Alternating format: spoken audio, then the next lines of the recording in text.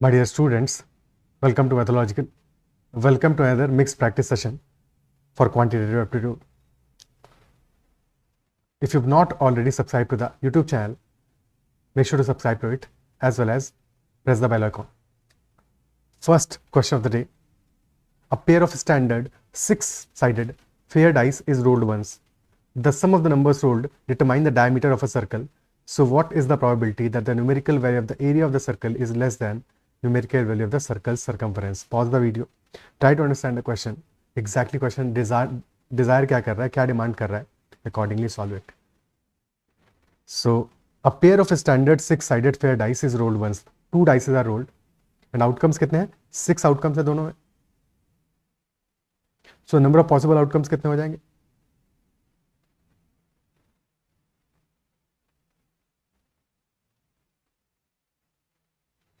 Two dice are there, 6 possible outcomes on both, तो 6 into 6 36 outcomes होंगे.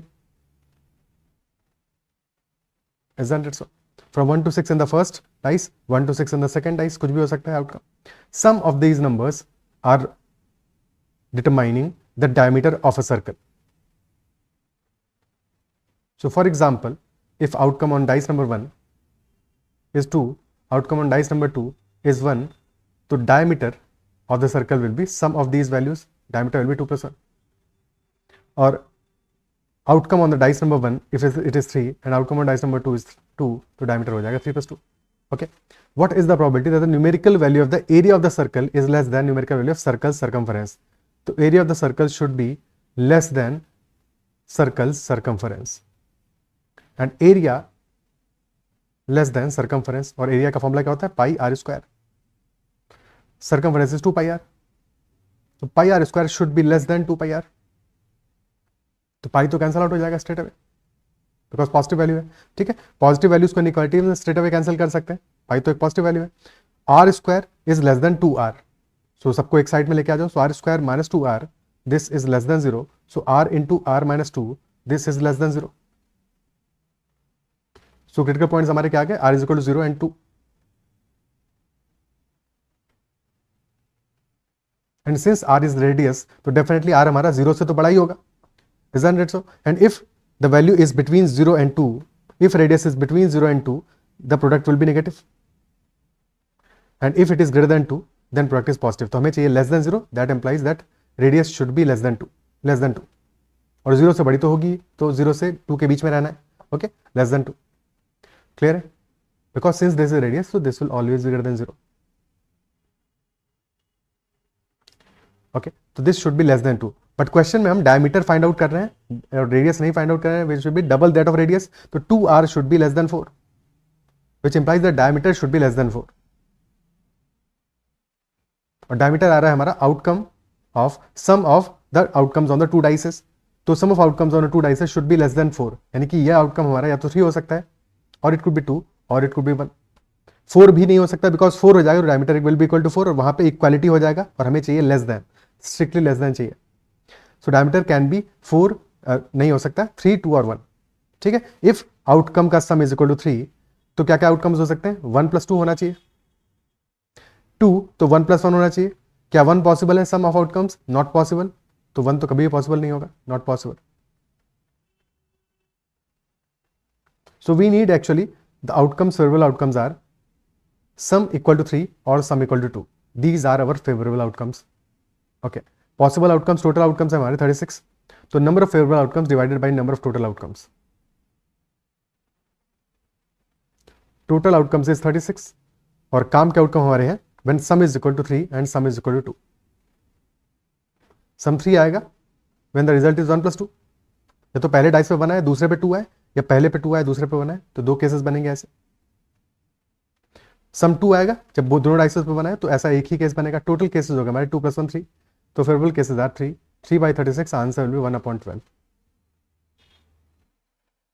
1/12 option B, this will be the answer. Clear है? ठीक है. Next question. Manu bought an article for a certain price.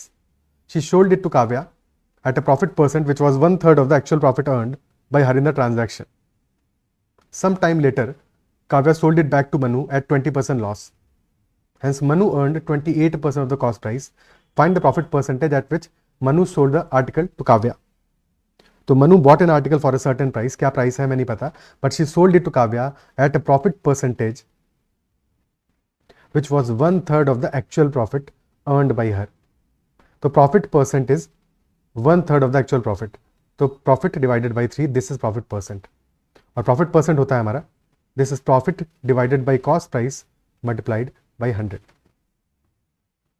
Isn't it so? तो यहाँ से हम cost price की वैल्यू निकाल सकते हैं. प्रॉफिट से प्रॉफिट कैंसिल आउट हो जाएगा. So CP will be equal to 3 into 100, 300 rupees. Cost price will be 300 rupees. Okay. Cost price came out to be 300 rupees. Some time later, Kavya sold it back to Manu at 20% loss. Hence, Manu earned 28% of the cost price. Manu earned 28% of the cost price. So, Manu sold it to Kavya. 300 rupees cost price था, 300 plus profit. This must be the selling price. And Kavya sold it back to Manu at 20% loss. तो अगर 20% loss पे cell किया है, 20% यानी कि 1/5 के loss पे सेल किया है, यानी कि 4/5 ऑफ द कॉस्ट प्राइस पे सेल किया होगा किसने? काव्या ने. बट ये कॉस्ट प्राइस किसका होगा?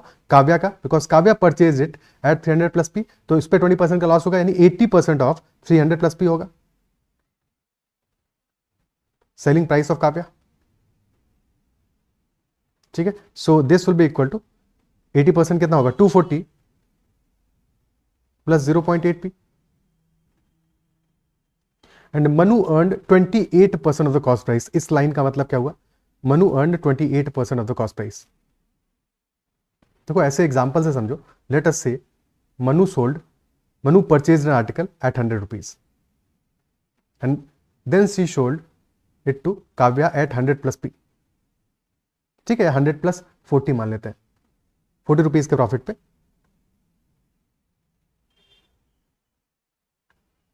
100 प्लस 60 पे सेल कर दिया काव्या को, तो 160 पे काव्या को सेल किया.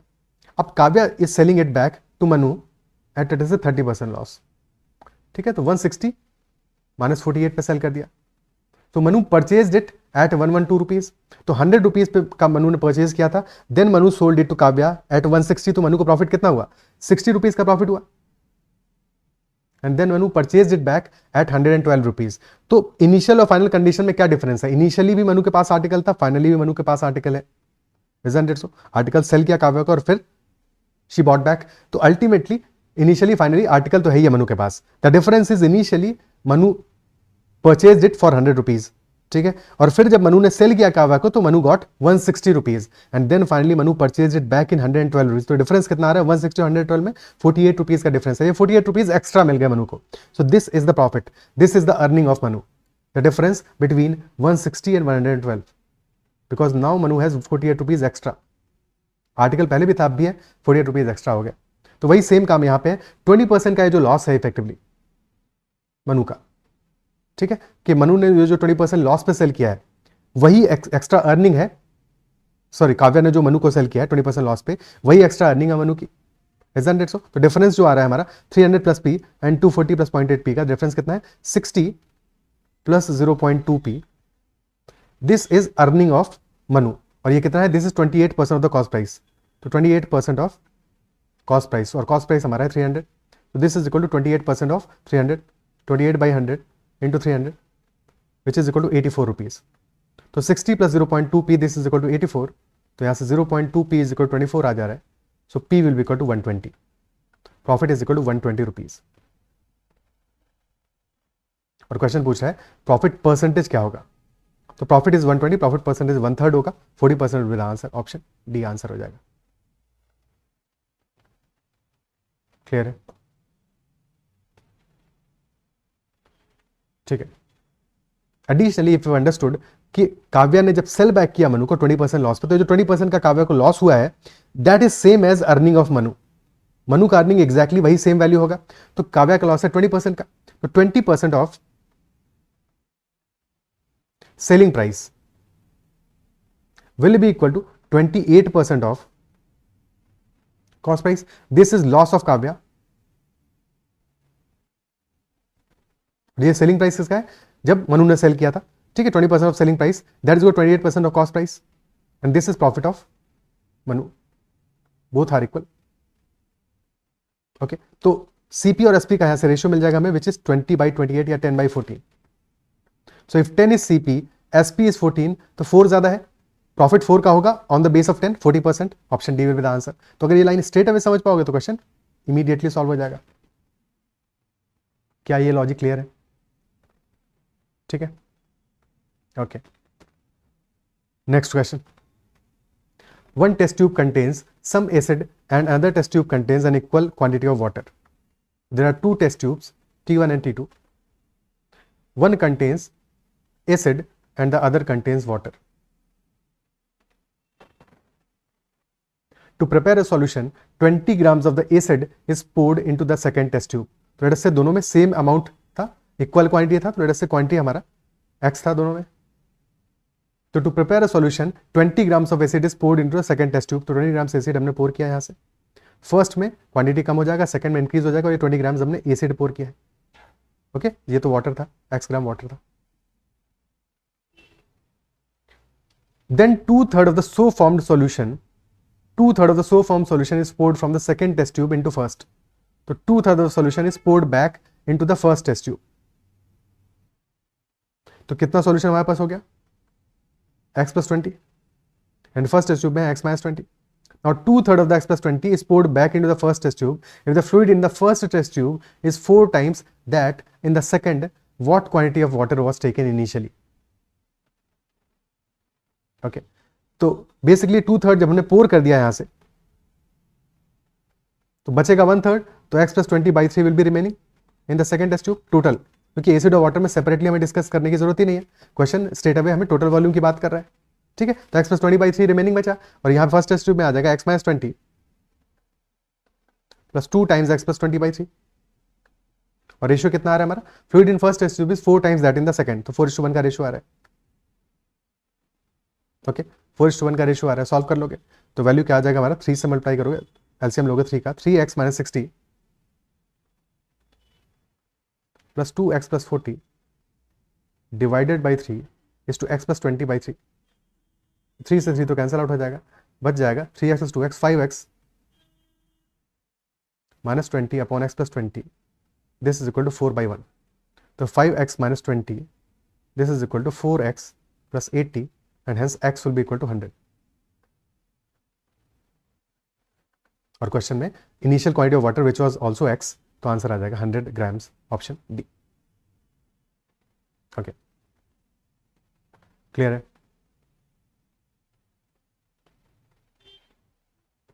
ठीक है, अदरवाइज क्वेश्चन क्योंकि बहुत ही सिंपल है, इसको ऐसे भी सोचा जा सकता था कि ultimately the fluid in the first test tube is 4 times the second, और हमने पूरे प्रोसेस में कहीं बाहर से तो कुछ भी ऐड नहीं किया है, तो जो ऑलरेडी हमारे पास टेस्ट ट्यूब में क्वांटिटी था उसी को हमने एक से दूसरे में, दूसरे से तीसरे में रिप्लेस किया है, दूसरे से पहले में रिप्लेस किया है, इजंट इट सो? तो test tube 1 and test tube 2, final ratio आ रहा है हमारा, first test tube is 4 times that of second, यानी कि 4:1 का रेशियो है फाइनली। तो 4 + 1 कितना हो जा रहा है, 4 + 1 इज 5 यूनिट्स, 5 यूनिट्स हो रहा है, इजंट इट सो? तो इनिशियली भी 5 यूनिट्स ही रहा होगा।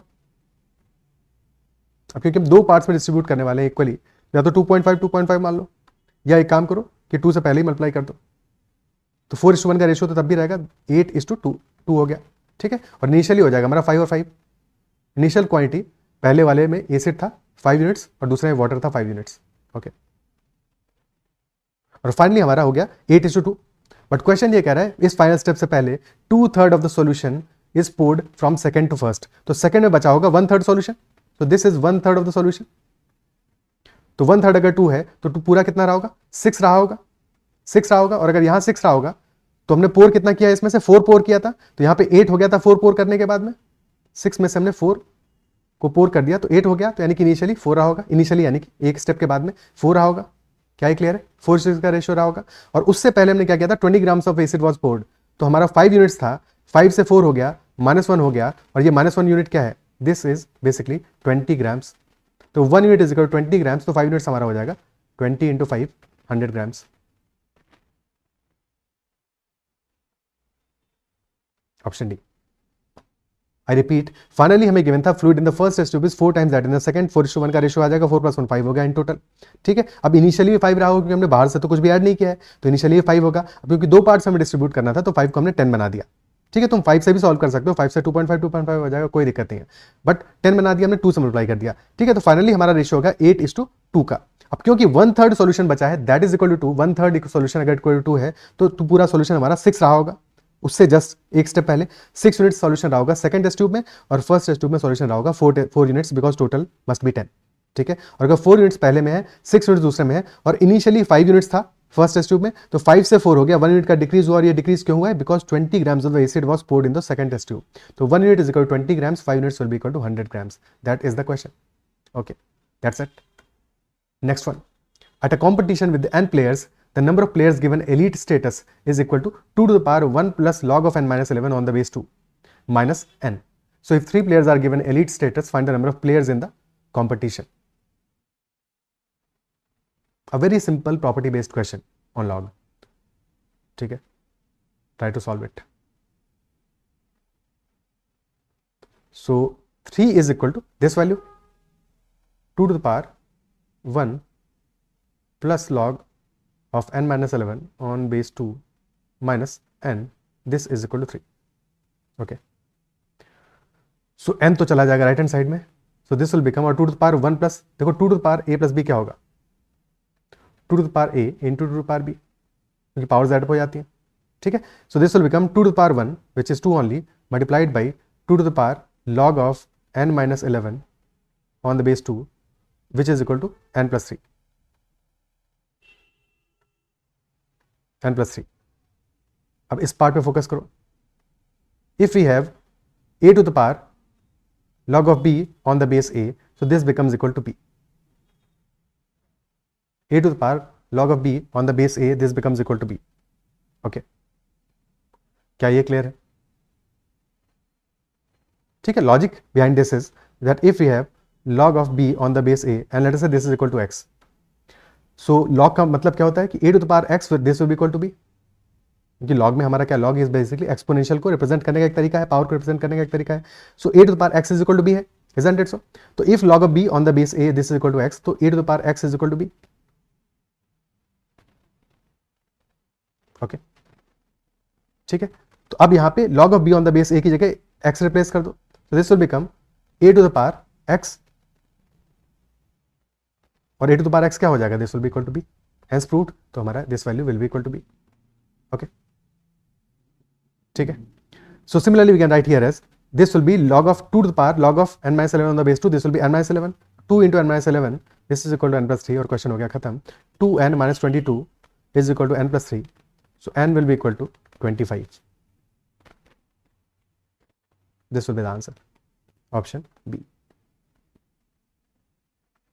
Okay, and always last step एक जरूर रह जाता है कि जब n इक्वल 25 हमारा आ गया तो हमें एक बार चेक जरूर करना है कि इनिशियल डोमेन को सेटिस्फाई करता है कि नहीं करता है, यानी कि n minus 11 this should be greater than 0।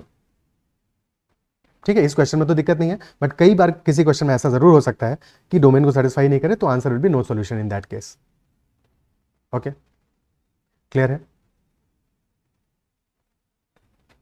Next question, which of the following is equal to square root of 9 minus 6 root 2 plus square root of 9 plus 6 root 2, क्या वैल्यू होगा? Square root of 9 minus 6 root 2 plus square root of 9 plus 6 root 2, what will be the value?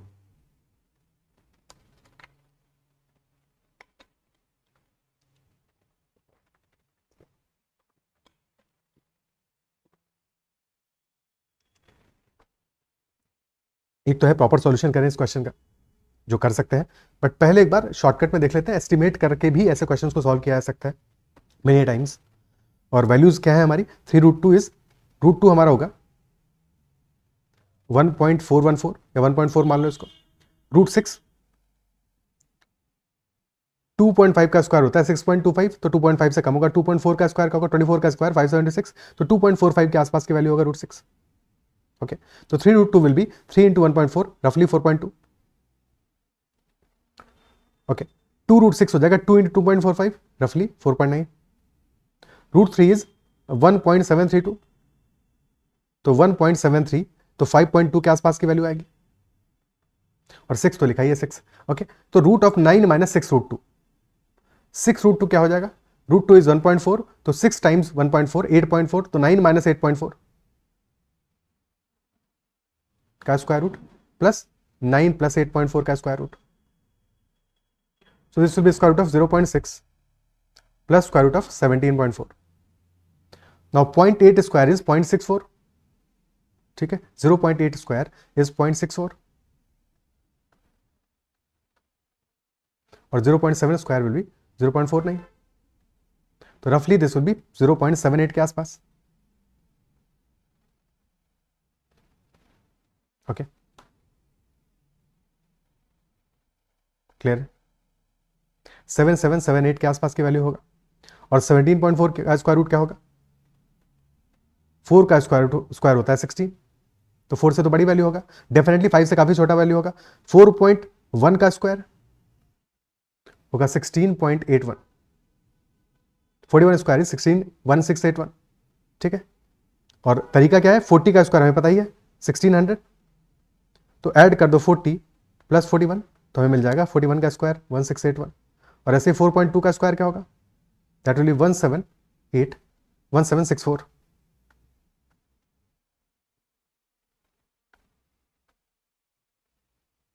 तो 17.64 कैसे निकालोगे? 41 का square पता ही है अब जैसे हमें, 1681 प्लस 41 प्लस 42. डायरेक्टली भी निकाल सकते हो और डायरेक्टली निकालने में दिक्कत है तो ऐसे भी सॉल्व कर सकते हो. ठीक है, तो 1764 विल बी 42 का स्क्वायर या 4.2 का स्क्वायर हो गया वो 17.64. और हमारा वैल्यू 17.4 है, तो 4.2 के स्क्वायर से 4.2 से छोटी वैल्यू होगी एक्चुअल में, तो रफली 4.17 टाइप्स वैल्यू होगा. ठीक है, 4.17 अप्रॉक्सीमेटली. तो रफली कितना आ गया? 4 और ये 0.78, तो 4.95 के आसपास का वैल्यू होगा. ऑप्शन बी आंसर हो जाएगा.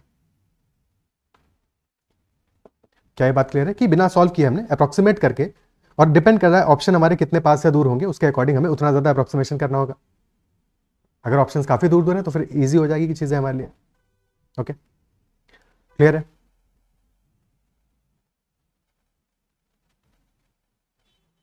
ठीक है, अब इसको प्रॉपर्ली सॉल्व करके देख लेते हैं.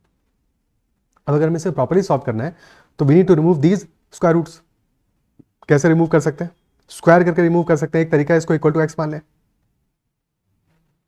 ठीक है, and if this is equal to x तो एक्स का स्क्वायर कर दें और फिर सॉल्व करें, फिर एक्स की वैल्यू फाइंड आउट करें वहां से. ठीक है, या we can say that this value will be equal to, इसको स्क्वायर कर दो, तो square root of 9 minus 6√2 whole square. एक सेकेंड, पूरे का स्क्वायर होगा ना, plus square root of 9 plus 6√2 whole square और उसका स्क्वायर रूट. बात तो एक ही है ना. This will be equal to this value as a, square करके स्क्वायर रूट ले लिया. अब स्क्वायर करते ही स्क्वायर रूट हट जाएगा हमारा inside the bracket. So 9 minus 6√2 बच जाएगा बिकॉज स्क्वायर रूट का स्क्वायर कर रहे हैं हम. A square plus b square, तो 9 प्लस 6√2 प्लस 2ab, तो 2 into square root of 9 minus 6√2 into 9 plus 6√2. तो यहां पे 6√2 और 6√2 कैंसिल आउट हो गया. बच गया square root of 18 plus 2 times, और यहां क्या है? A minus b into a plus b, तो a square minus b square यानी 9 स्क्वायर स्क्वायर रूट के अंदर 9 स्क्वायर माइनस 6√2 का होल स्क्वायर, और 6√2 का होल स्क्वायर हो गया 36 into 72. So this will be square root of 18 plus 2 into root of 81 minus 72. 81 minus 72 is 9 और स्क्वायर रूट आ जाएगा 3. तो 81 plus 2 into 3, 18 plus 2 into 3, 18 plus 6, square root of 24 आ गया, which will be 2 times root of 6. So this will be the final answer 2√6. Option B. Clear है? ठीक है, next question. In 1991, the population of a town was perfect square. So 1991 में the population of a town was a perfect square. Let us say that was a square. Okay. 10 years later, so in 2001, after an increase of 150 people, there was an increase of 150 people.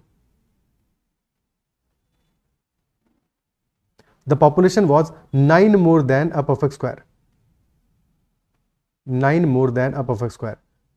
So population is, if there was a perfect square, another perfect square, b square, so now the population is b square plus 9.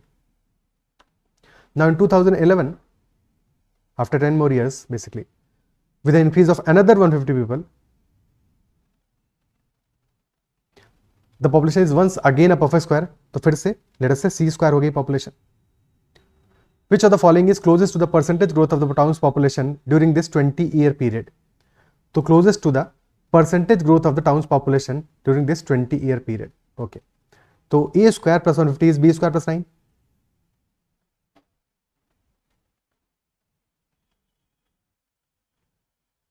So we can write this as b square minus a square will be 150 minus 9, 141.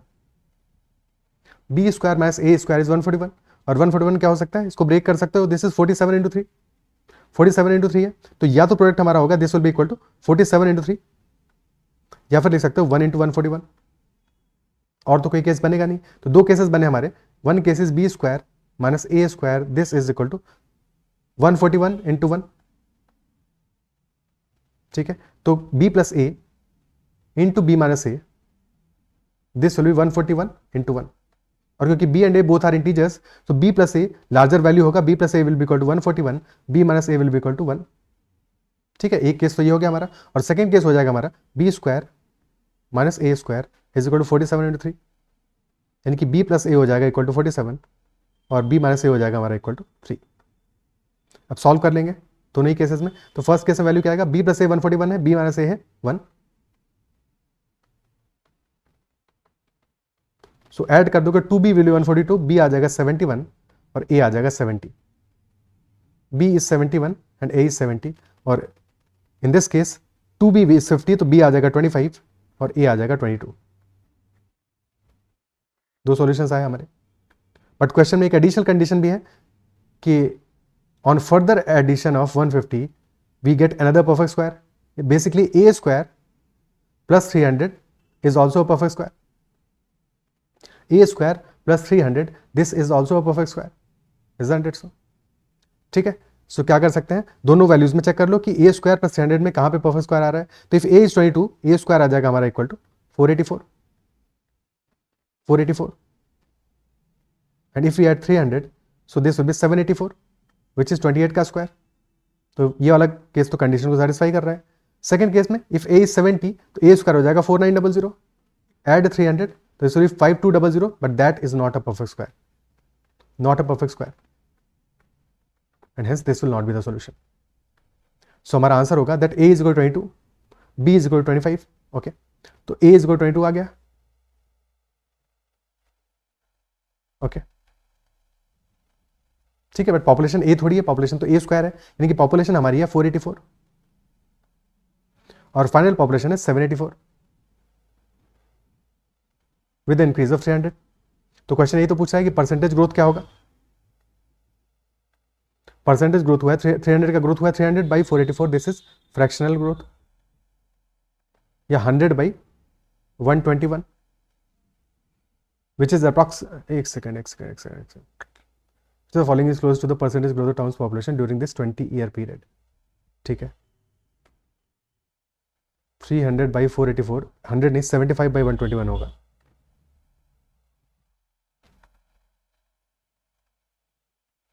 So this is roughly 5 by 8. 15 5s are 75, 15 8s are 120, तो roughly 5 by 8 है, यानी 62.5% approximately. उससे थोड़ा सा छोटा ही value है, तो answer आ जाएगा हमारा 62%, ऑप्शन डी. क्लियर है?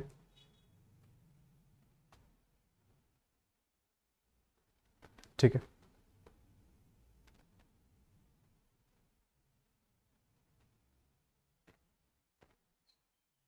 Okay.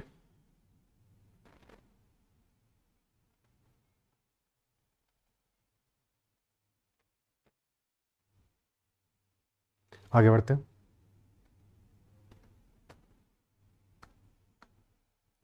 Next question. Two towns A and B are 100 kilometers apart. 100 kilometers apart. A school is to be built for 100 students of town B and 30 students of town A. Expenditure on transport is rupees 1.20 per kilometer per student. If the total expenditure on transport by all 130 students is to be small as possible, then कहाँ पे school building बनानी चाहिए? ठीक है, सो A and B towns are 100 kilometers apart. The distance between them is 100 kilometer. And school is to be built for 100 students of town B and 30 students of town A. So there are more number of students in town B. Expenditure on transport is rupees 1.20 per kilometer per student. So total expenditure on transport by all 130 students, this has to be minimum. So कहाँ पे school बनाएंगे? ठीक है, so if the school is built in such a case, हमें school कहाँ पे चाहिए? जहाँ पे कि ट्रांसपोर्ट का जो expenditure that should be as minimum as possible, और तो कोई कंस्टेंट है नहीं इसके अलावा. तो if we build the school right in town b, तो टाउन बी वाले 100 स्टूडेंट्स का एक्सपेंडिचर कितना हो जाएगा? 0 हो जाएगा. बस इन 30 स्टूडेंट्स का एक्सपेंडिचर लगेगा. So this should be the minimum value. This should be the minimum value. Isn't it सो? क्या ये पार्ट क्लियर है? ठीक है, अगर इसके बजाय हम बीच में कहीं पे अपना स्कूल बनाते हैं, let us say we placed a school at this location, okay, and this location is at a distance of x kilometres from town b, so 100 miles x distance हो जाएगा from town a. So expenditure कितना आ जाएगा? Expenditure will be 30 students के लिए 1.2 rupees per kilometre, और total kilometres कितने हैं? 100 माइल्स x, तो 30 into 1.2 into 100 miles x plus 100 students के लिए 100 into 1.2 into x. So cost आ जाएगा 30 into 1.2 is 36, 36 into 100 minus x plus 120x. So 3600 minus 36x plus 120x यानी प्लस 84x. तो दिस इज एक्सपेंडिचर. मिनिमम कब होगा? जबकि x is equal to 0. Minimum when x is equal to 0 as we discussed. ठीक है, तो x should be equal to 0 in this case obviously. Okay, option d answer हो जाएगा. Town b में school बनाना चाहिए. Okay, school should be built at town b. Clear? No calculation as such was needed in this case. Next one. Find the sum of the numbers from 1 to 100 including both values which are neither divisible by 3 nor divisible by 5. Sum of the numbers from 1 to 100 including both which are neither divisible by 3 nor divisible by 5. Okay. तो 3 और 5 से divisible numbers का सम अगर हम remove कर दें तो जो बचा हुआ सम होगा that will be for the required numbers. ठीक है, टोटल सम क्या आएगा? Sum of all the numbers from 1 to 100 n into n plus 1 by 2. ठीक है, n into n plus 1 by 2 यानी 100 into 100 plus 1 by 2 यानी 100 into 100 plus 1 by 2. Usually 101 into 50, 5050. 5050 will be sum of all the 100 numbers. अब numbers which are divisible by 3 उनको देख लेते हैं. Divisible by 3 numbers कौन कौन से numbers होंगे? 3, 6, 9, 12 and so on. Last number will be 99. Total numbers कितने होंगे? 3 is 3 into 1, 99 is 3 into 33. Total 33 numbers है. Sum of these 33 numbers will be equal to numbers है 33, तो 33 into average, क्योंकि AP बन रहा है, एक AP बन रहा है जिसका कॉमन डिफरेंस है 3 और फर्स्ट टर्म है 3, लास्ट टर्म है 99, तो last term plus first term by 2 that will be average. ठीक है, सम ऑफ AP क्या होता है? Sum of any AP is n into average. So n is 33, average आ जाएगा 3 plus 99 by 2. So this is 102 by 2, 51, 51 into 33. 51 into 3 is 165, so 1650 plus 165, तो 1815 हो जाएगा.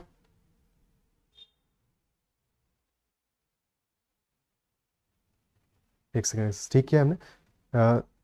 51 into 33, 51 into 30 आ जाएगा 1530 प्लस 153. तो एक सेकेंड, गड़बड़ वैल्यू लिखा है साफ साफ. 33 into 1 is 3 प्लस 165, 1683. ठीक है, 1530 प्लस 53, 1683 हो जाएगा. ओके,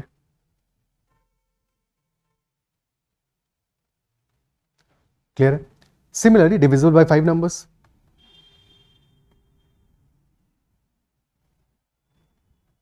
फर्स्ट नंबर होगा 5, then 10, 15 till 100. Last number will be 100. तो this is 5 into 1, this is 5 into 20. तो टोटल 20 टर्म्स है. तो sum of all these numbers will be equal to 20 numbers है, एवरेज होगा 5 + 100 by 2. तो 20 by 2 is 10. 10 into 105, तो 1050 will be sum of all these numbers. अब question में जब हमने डिविजिबल बाय 3 नंबर्स को कैलकुलेट किया और डिविजिबल बाय 5 नंबर्स को कैलकुलेट किया, तो यहाँ पे कुछ नंबर्स ऐसे हैं विच आर डबल काउंटेड, जो 3 से भी डिविजिबल थे और 5 से भी डिविजिबल थे, यानी कि दो numbers which are divisible by 3 as well as 5, यानी कि नंबर्स डिविजिबल बाय 15. उनको तुम्हें एक बार सबट्रैक्ट करना पड़ेगा बिकॉज उनका डबल काउंटिंग हो गया है. तो दोज नंबर्स आर 15, 30, 45 till 90 और उनका सम क्या आ जाएगा.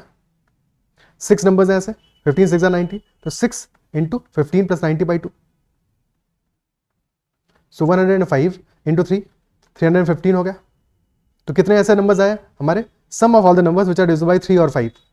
ठीक है, तो sum of all such numbers which were divisible by 3 और 5, that will be equal to 1683 plus 1050 minus 315.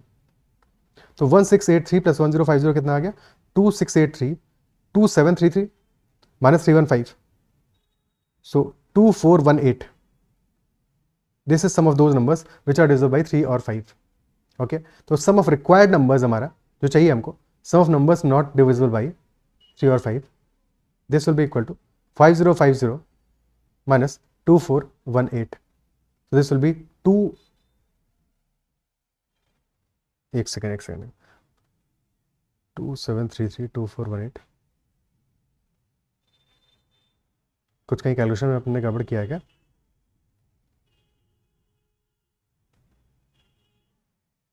ठीक है, 1683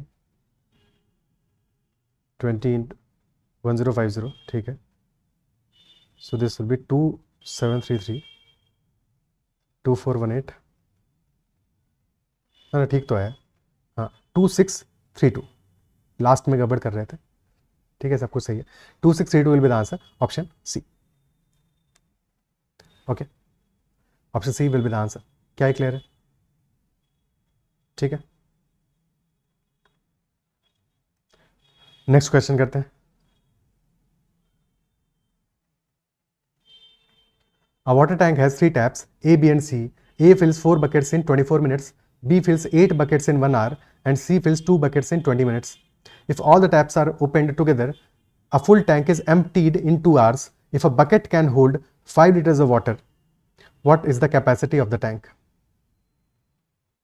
Capacity of the tank क्या होगा. ठीक है, so A, B and C in terms of buckets पहले देख लेते हैं कि नंबर ऑफ बकेट्स 1 आवर में कितना फिल करेंगे, बिकॉज 2 आवर्स में the tank is getting emptied. तो कैलकुलेशन को आवर्स में ही रखते हैं. So A is filling 4 buckets in 24 minutes और 24 मिनट्स होता है 2/5 hours.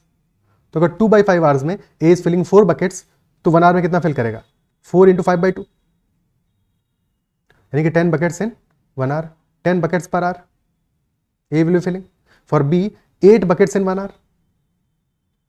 For c 2 buckets in 20 minutes, तो 2 into 3 6 buckets in 60 minutes या 1 hour. ओके, और 1 bucket का कैपेसिटी कितना है, 5 लीटर्स है. 5 लीटर्स है, तो A will be filling 10 buckets per hour into 5, यानी कि 50 litres per hour. B will be filling 8 into 5, 40 litres per hour. And c will be filling 6 into 5, 30 litres per hour. Total हो गया हमारा 50 + 40 + 30, 120 litres per hour they are filling. और total 2 hours तक fill कर रहे हैं, तो multiplied by 2, 240 litres will be capacity of the tank. Option D will be the answer. Okay, clear है.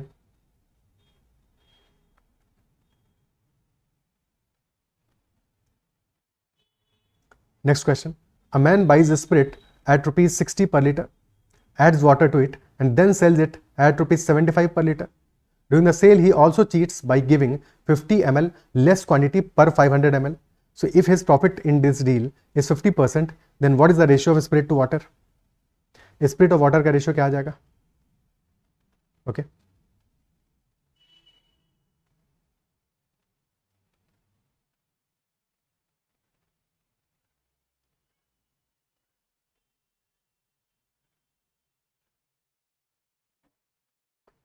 So he is purchasing spirit at rupees 60 per liter, adds water to it, and sells it at rupees 75 per liter.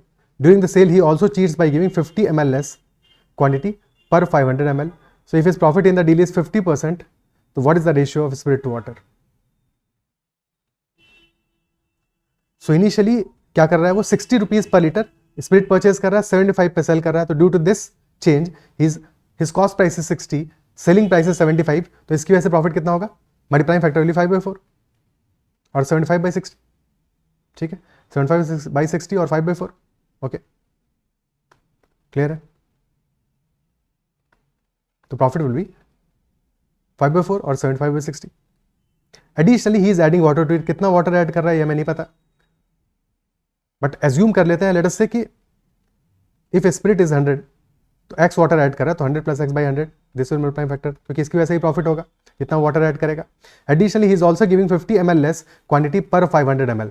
तो 500 ml में 50 ml less दे रहा है, यानी कि 1000 ml में 100 ml less देगा, या 10 यूनिट्स में 1 यूनिट लेस देगा. तो वो 1 यूनिट लेस दे रहा है, यानी कि he is only giving 9 units in place of 10 units. तो अगर 10 यूनिट्स का वो प्राइस ले रहा है, he is only giving 9 units, यानी कि उसका कॉस्ट कितना है? 9 यूनिट्स का कॉस्ट होगा. तो यहां से भी रेशियो क्या आ जाएगा? 10/9 का. एंड नेट टू नेट उसका प्रॉफिट है 50%, विच इज 1/2 का प्रॉफिट है. तो 2 अगर कॉस्ट है तो 1 का प्रॉफिट है, यानी कि 3/2 इज टोटल प्रॉफिट. आप सिंप्लीफाई कर लो इसको, तो दिस विल बी 5/4 और 2 से यहां बचेगा 2, 10 से बचेगा 10. So this becomes 5/180 into 100 plus x. This is equal to 3. तो 5 से 36 बचेगा, तो 100 plus x is equal to 36 into 3, 108. So x comes out to be equal to 8. देखिए he is mixing 8 ml water in 100 ml of spirit. 8 ml water in 100 ml spirit. तो spirit और water का ratio क्या आ जाएगा? Spirit is 100, water is 8, या 25:2. Option D will be the answer. ठीक है, यही इसी सेम चीज को हम रेशियो में लिख के भी सॉल्व कर सकते थे. ठीक है, रेशियो में लिख के भी सॉल्व कर सकते थे कि CP और SP का रेशियो क्या आ रहा है? 60 and 75 या 4:5 आ रहा है. Additionally he is also adding water. तो लेट अस से 100 ml में x ml वाटर ऐड कर रहा है, और उसके वजह से ही प्रॉफिट होगा, क्योंकि वाटर वो ऐड कर रहा है, इंप्योरिटी ऐड कर रहा है. सो उसके वजह से ही प्रॉफिट होगा. 100:100 plus x. और फाइनली ही इज चीटिंग. तो चीट कर रहा है, चीट करके वो 10 क्वांटिटी उसको देना चाहिए, बट दे रहा है सिर्फ 9, और यहाँ पे ही प्रॉफिट ही हो रहा होगा उसका.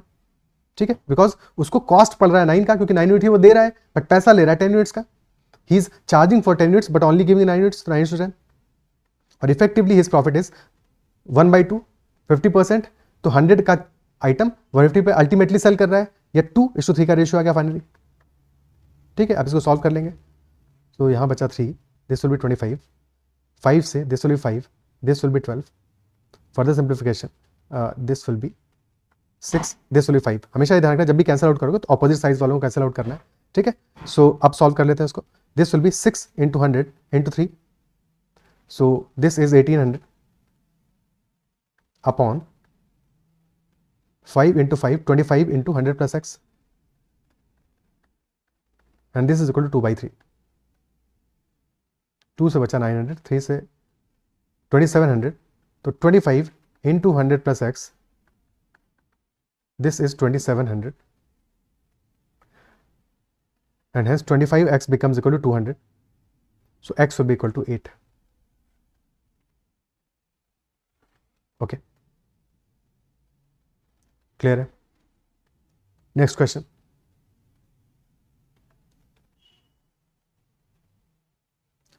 After the division of a certain number successively by 3, 4 and 7, the remainders obtained are 2, 1 and 4 respectively. So what will be the remainder if 84 divides the same number? Remainder क्या होगा, if 84 is dividing the same number. यहाँ पे case क्या है, successive division का case है, ठीक है, तो ये ध्यान रखना है, सक्सेसिव डिवीजन वाला केस है।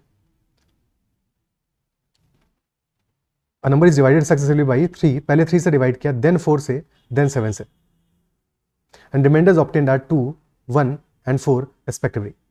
So what will be the remainder if 84 is dividing the same number? 84 क्या है, this is 3 into 4 into 7. 84 is 3 into 4 into 7. Okay, so ऐसे multiple numbers होंगे जिनको when you are dividing those numbers by 3, 4 and 7, the remainders will be 2, 1 and 4 respectively. There can be infinitely many such numbers.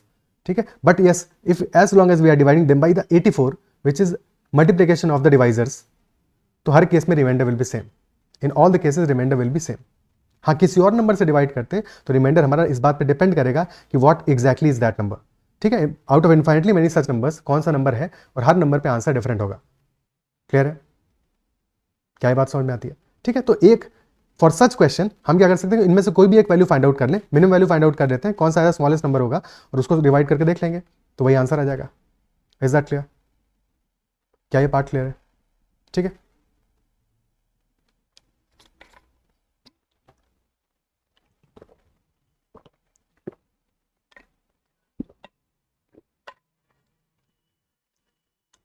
okay, so dividend is equal to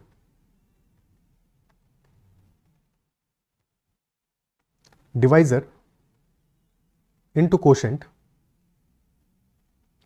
plus remainder.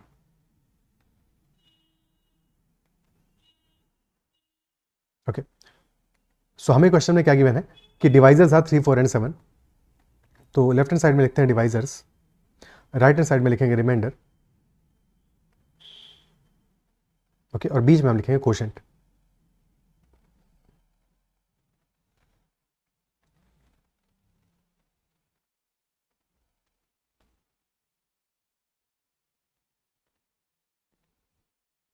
Okay, so initially last से start करते हैं। Last में हमारा divisors कौन कौन से, 3, 4 and 7, 3, 4 and 7। Okay, और remainders are 2, 1 and 4 in that order. So at last when we are dividing by 7, the remainder comes out to be equal to 4. ठीक है, let us assume the quotient assume कर लेते हैं कि 0 आया हमारा। ठीक है, to find out the smallest value. So if quotient is 0, the dividend यानी कि इससे पहले वाला जो नंबर होगा, this number here, this will be equal to 7 into 0 plus 4. So 7 into 0 plus 4, this will be 4 only. Okay, now the quotient for this column will be 4 into 4 plus 1. So this is 16 plus 1, 17. Now the quotient for this column, the initial number, this will be equal to 3 into 17 plus 2. So 51 plus 2, 53. तो 53 came out to be the smallest number. ये smallest number आया हमारा because हमने quotient 0 assume किया है। ठीक है, question 0 के बजाय 1 मारोगे, नंबर डिफरेंट हो जाएगा, तो स्मॉलेस्ट नंबर के अमाउंट भी 53। अब इसको डिवाइड करो 84 से, तो रिमाइंडर वही आएगा, सेम नंबर ही आएगा, 53 आएगा। ओके, क्लियर है? एक और एग्जांपल लेते हैं, डिवाइजर, रिमाइंडर, क्वोशेंट।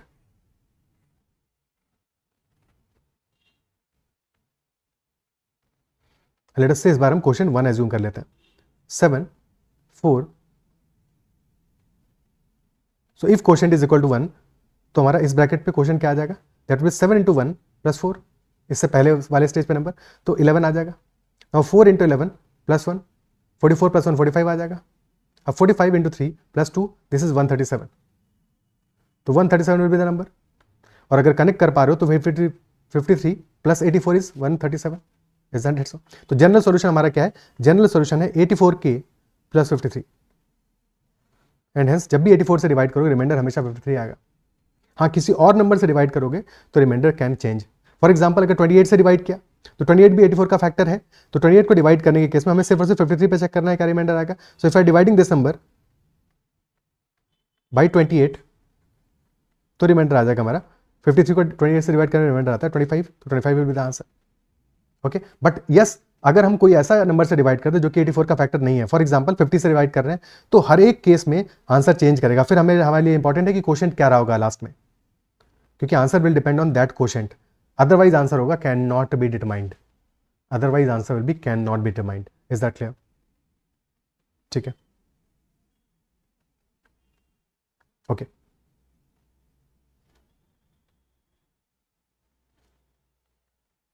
क्या ये क्लियर है? और अगर हमें जनरल सॉल्यूशन चाहिए होता तो हम लास्ट में ही जीरो की बजाय के मान लेते अपना आंसर. ठीक है, के मान लेते. तो अगर हमने के माना होता लास्ट में, बस जीरो की बजाय के लिख देते.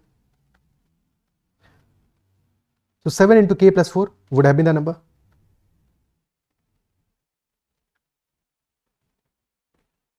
सेवन के प्लस 4. और उससे पहले वाला स्टेज में नंबर क्या होता? 4 into 7k plus 4 into 4 plus 1, तो 28k प्लस 17.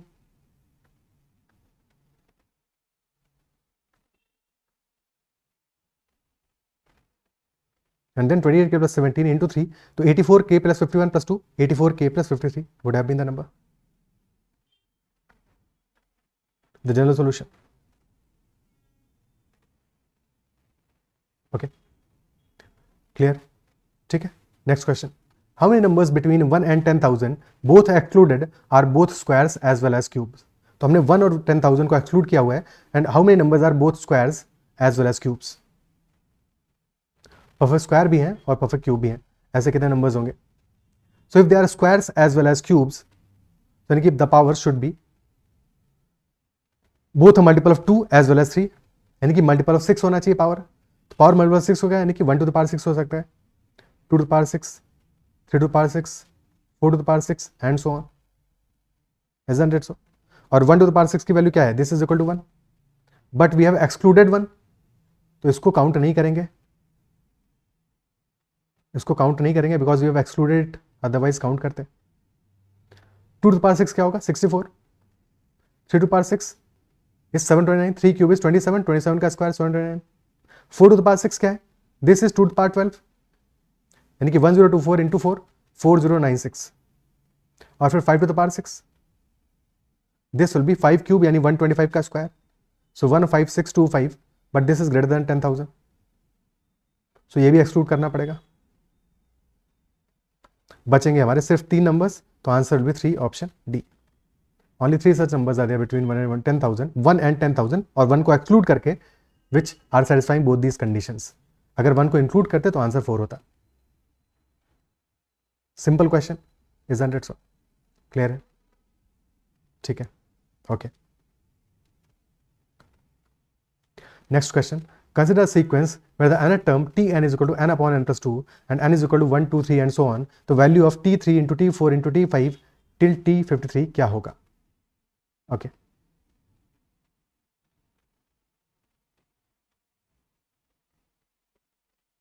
सॉल्व करते हैं. सो tn is equal to n upon n plus 2. And n can be any value from 1 to 3. ठीक है. और हमें चाहिए value of t3 into t4 into t5 into t6 till t53. t3 क्या आ जाएगा? t3 will be equal to 3 upon 3 plus 2, 3/5. t4 आ जाएगा 4 अपॉन 4 प्लस 2, 4 प्लस 6. t5 आ जाएगा 5 upon 5 plus 2, 7 and so on. ठीक है. सो हमारा प्रोडक्ट हो जाएगा, this product will be equal to 3/5 into 4/6 into 5/7 into 6/8 into 7/9 and so on. और लास्ट टर्म क्या आएगा? t53, तो 53 अपॉन 55 लास्ट टर्म होगा. The term presiding that will B 52 upon 54. The term presiding that will B 51 upon 53 and so on. अब cancel out करते हैं terms को. 5 से 5 कैंसिल आउट हो जाएगा, 4 तो कैंसिल आउट नहीं हो पाएगा, 6 से 6 हो जाएगा, 7 से 7 हो जाएगा, 8 से इससे आगे 8 कैंसिल आउट हो जाता है. सिमिलरली 9 कैंसिल आउट हो जाएगा. और ऐसे ही लास्ट में देखोगे 53 से 53 कैंसिल आउट हो जाएगा. ठीक है. इससे पहले 52 आया होगा डिनोमिनेटर में, तो वहाँ से 52 कैंसिल आउट हो जाएगा. ऐसे ही 51 भी कैंसिल आउट हो जाएगा. 54 कैंसिल आउट नहीं हो पाएगा और 55 भी कैंसिल आउट नहीं हो पाएगा. तो हमारा अल्टीमेटली रिजल्ट बचेगा 3 इंटू 4. फर्स्ट 2 टर्म्स बचेंगे न्यूमरेटर में और लास्ट 2 बचेंगे डिनोमिनेटर में. ठीक है. जरा सा भी कंफ्यूजन हो तो ये भी ध्यान दो, पैटर्न हमेशा देख लो. फर्स्ट 2 हमारे बच रहे हैं न्यूमरेटर में, तो लास्ट 2 बचेंगे डिनोमिनेटर में. 54 इंटू 55, 2 बचा, नीचे बचा 27, 3 से बचा 9, तो 2 by 9 into 45 55, this is 550 minus 55 495. 2 upon 495, this will be the answer. Option C will be the answer. Okay, 2 by 495 हमारा इस क्वेश्चन में आंसर हो जाएगा. क्या ये क्लियर है? ठीक है. ओके, नेक्स्ट क्वेश्चन करते हैं. Let x and y be sum of two arithmetic sequences as follows, where x is 8 plus 11 plus 14 plus 17 till 128. तो x हमारा क्या है? 8 plus 11 plus 14 plus 17 till 128. तो लास्ट में आएगा 125. एक सेकेंड, 3 का गैप है ना. हाँ, 125 plus 128. तो this is an AP. AP form कर रहा है. एपी जहां पे कि फर्स्ट टर्म है 8 और कॉमन डिफरेंस है हमारा 3 का. ओके, नंबर ऑफ टर्म्स कितने हैं? 128 माइनस 8 बाई 3 प्लस 1. तो 120 बाई 3 40 प्लस 1 41 टर्म्स है. 41 टर्म्स है. Isn't it so? Similarly, second series है y is equal to 12 plus 15 plus 18 plus 21 and so on till 135. इससे पहले वाला टर्म क्या होगा? 132. Second AP, this was first AP. Second AP में फर्स्ट टर्म क्या है? 12 है. कॉमन डिफरेंस क्या है? 3 का डिफरेंस है. और नंबर ऑफ टर्म्स कितने आ रहे हैं? This is equal to last term 135 minus first term 12 divided by 3 plus 1. So this is 123 by 3 41 plus 1 42 terms है. तो पहली एपी में नंबर ऑफ टर्म्स है 41, सेकेंड एपी में नंबर ऑफ टर्म्स है 42. ओके, और हमें चाहिए है y minus x, second AP minus first AP. और अगर डिफरेंस ऑब्जर्व करें तो 12 माइनस 8 कितना है? 4 है. 15 माइनस 11 कितना है? 4 है. 18 माइनस 14 कितना है? 4 है. 21 माइनस 17 कितना है? 4 है. तो सारे के सारे टर्म्स का जो डिफरेंस है कॉन्स्टेंट है, बिकॉज दोनों एपी में कॉमन डिफरेंस तो सेम ही है. तो जो पहले फर्स्ट टर्म्स में डिफरेंस होगा वही सेम डिफरेंस आगे भी कंटिन्यू करेगा.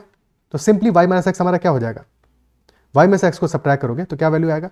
4 plus 4 plus 4 till last term. Last term में भी डिफरेंस कितना आ रहा है? 4 का. और 135 एक बेचारा एक्स्ट्रा बच रहा है. ठीक है, तो ये लास्ट में बच जाएगा बिकॉज सेकंड सीरीज में 42 टर्म्स है और फर्स्ट वाले में 41 टर्म्स है. तो सेकंड सीरीज में एक टर्म एक्स्ट्रा बचेगा और बाकी सब में डिफरेंस 4 का आएगा. और कितने टर्म्स है टोटल? 41 टर्म्स को पेयर मिल जाएगा अपना. तो 41 इंटू 4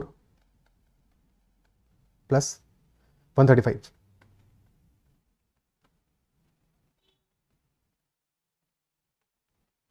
क्लियर है? यहाँ पे आंसर गड़बड़ लग रहा है. एक सेकंड, एक बार फिर से देख लेते हैं. 8 से 128 तक नंबर ऑफ टर्म्स कितने हो जाएंगे हमारे? 41 आ रहे हैं. ठीक है, आंसर में कुछ गड़बड़ी है. तो 41 आ रहे हैं. तो 41 into 4, this will B 164 plus 135. Difference भी 4 का आ रहा है, 3 का थोड़ी आ रहा है. अच्छा, यही गड़बड़ हुआ है शायद कि यहाँ पे डिफरेंस 3 के हिसाब से आंसर्स गिवन है. डिफरेंस तो 4 का है, 3 का डिफरेंस थोड़ी है. ठीक है, सो आंसर्स गड़बड़ है, इनको इग्नोर करो. 164 plus 135, the answer will B 299. ठीक है, आंसर आ जाएगा 299. Is that clear?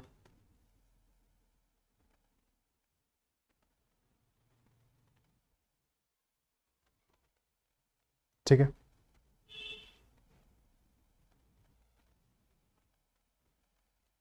आंसर आ जाएगा 299. Next question. Which of the following equations does not have a solution? Which of the following equations does not have a solution? पहली equation है x plus 7 whole square is equal to 0. तो यहाँ से तो solution मिल जाएगा. x plus 7 equal to 0, यानी कि x equal to minus 7 will be the solution.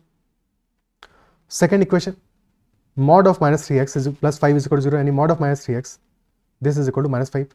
But mod value is always greater than equal to 0. ये तो हमेशा पॉजिटिव होता है और minus 5 तो लेस देन 0 है. तो ये कभी भी इक्वल हो सकते हैं? नहीं हो सकते, नॉट पॉसिबल. तो सेकंड केस में मिलेगा no solution. Because mod of any number is always positive, so that is why एक पॉजिटिव वैल्यू नेगेटिव वैल्यू के बराबर कैसे हो सकती है? Not possible. Option B will be the answer. Option C को चेक कर लेते हैं. Square root of minus x minus 2 is equal to 0, यानी square root of minus x this is equal to 2। Okay, तो अगर square root of minus x equal to 2 है तो minus x क्या आ जाएगा, इक्वल टू स्क्वायर कर दो, माइनस एक्स इक्वल टू 4 आ जाएगा। So x will be equal to -4। तो जब एक्स निगेटिव है तो माइनस एक्स का स्क्वायर रूट डेफिनेटली एग्जिस्ट करेगा, क्योंकि एक्स निगेटिव है माइनस एक्स पॉजिटिव हो जाएगा। इफ एक्स इज नेगेटिव तो माइनस एक्स तो 4 है ना, ये तो पॉजिटिव है। So that is why square root of 4 is equal to 2। तो यहाँ पे तो सॉल्यूशन एग्जिस्ट कर रहा है, कोई दिक्कत नहीं है। सेकंड के last case D case, root of x is -8 is equal to 0, root x equal to 8 है तो एक्स आ जाएगा equal to 64। Option E, mod of -3x -4 is equal to 0 and mod of -3x is equal to 4। ठीक है, तो यहाँ पे दो केसेस बनेंगे तुम्हारे, या तो -3x will be equal to 4 और -3x will be equal to -4। तो पहले वाले केस में x इक्वल टू -4/3 आ जाएगा और सेकंड केस में x इक्वल टू 4/3 आ जाएगा। सॉल्यूशंस निकालने नहीं थे बट तुम्हें निकाल के ही बता दिया कि सॉल्यूशंस आएंगे क्या क्या। ठीक है, स्ट्रेट अवे हमें ऑप्शन बी में दिख रहा था कि एक मॉड वैल्यू नेगेटिव वैल्यू के बराबर है, which can not be possible. That is why second case में ही, ऑप्शन बी में ही सॉल्यूशन एग्जिस्ट नहीं करेगा, बाकी सारे के सारे केसेस में एग्जिस्ट करेगा। ओके, ठीक है, क्लियर है। सो इतना ही रखते हैं सेशन में। आई बिलीव जो भी क्वेश्चन डिस्कस किए वो समझ में आएंगे और सेशन में क्लियर हुई होंगी चीज़ें। किसी भी क्वेश्चन में कहीं पे डाउट रहता है तो make sure to comment about that doubt, and if you like the session then make sure to hit the like button as well. Okay, that is all for this session. Bye bye, take care. और next session में I will try to take up next session, एक separate session लेंगे data sufficiency पे और NMAT. ठीक है, यहाँ पे तो नहीं करेंगे डेटा सफिशिएंसी क्वेश्चन, एक सेपरेट सेशन में करेंगे, तो उसको भी चेकआउट कर लेना। चलो इतना ही रखते हैं, bye bye, take care and keep running.